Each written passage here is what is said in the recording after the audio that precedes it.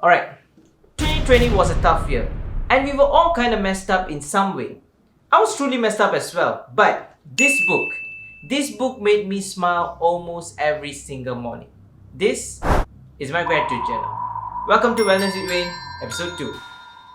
We live in a materialistic culture that promotes constant wanting and sees possessions as ultimate happiness. We feel sakit hati lah when we can't obtain or achieve something.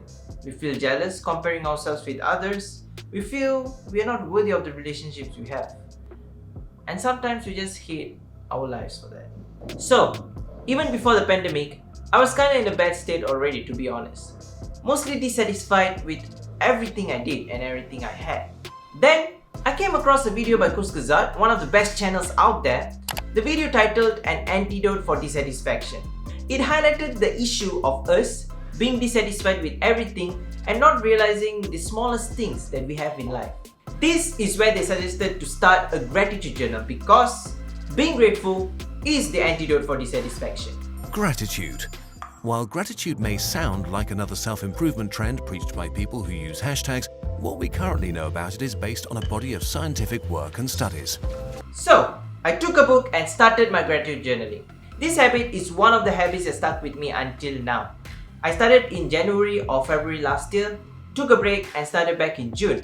Till today, I've been trying to write my gratitude journal every single day. I finished this book and now I'm in my second book. So what can we write?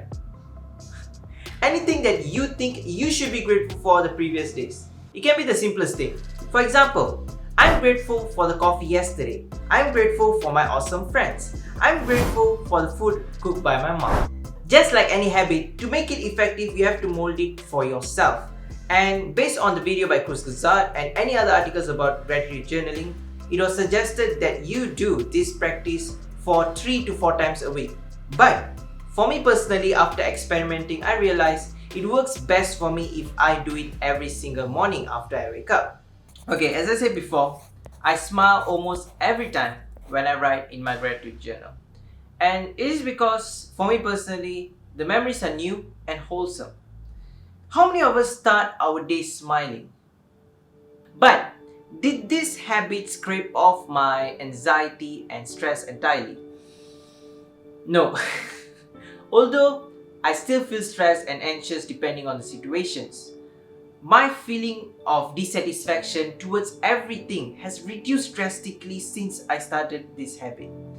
Feeling grateful is just a piece of the puzzle and not the solution.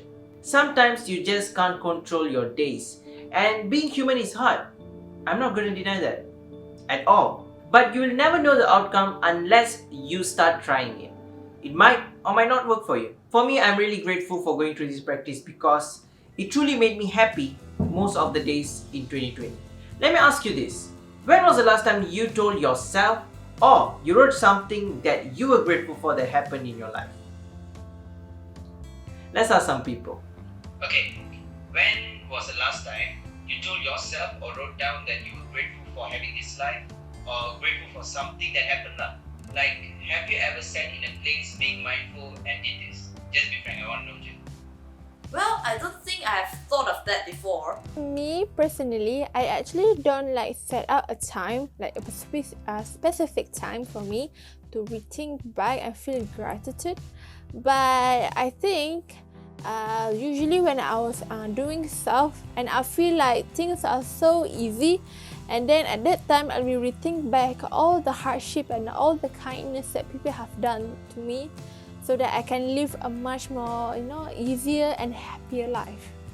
So ever since I read this book, The Magic, I started to practice gratitude journaling in my life. And let me tell you, it changed my life. I started to feel more peaceful, more calm, happier, and most importantly, I started to appreciate the things and people around me. We all have different responsibilities, journeys, and hardships through life. Why feel dissatisfied with what we don't have rather than being grateful for what we have in hand? For those who think they need this habit, start now. Because if you don't, you never will. Alright, before ending, I would like to mention a quote by Mahatma Gandhi. I cried because I had no shoes. Then I met a man who had no feet. Think about that. With that, my name is Wayn and I'll see you the next one. Subscribe and click that bell icon so that you won't miss my handsome face the next time I upload another video. Like, comment, anything you want to do. Ciao.